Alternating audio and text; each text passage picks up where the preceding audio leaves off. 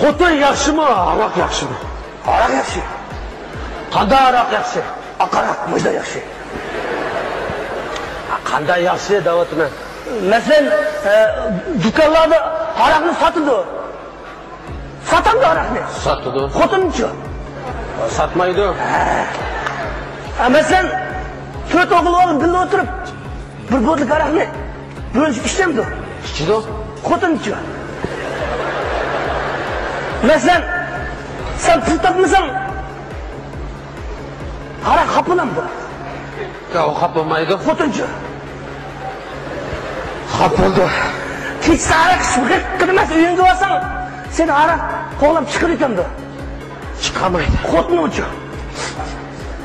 Chiqadi. Aroq yaxshi. Yakkaye.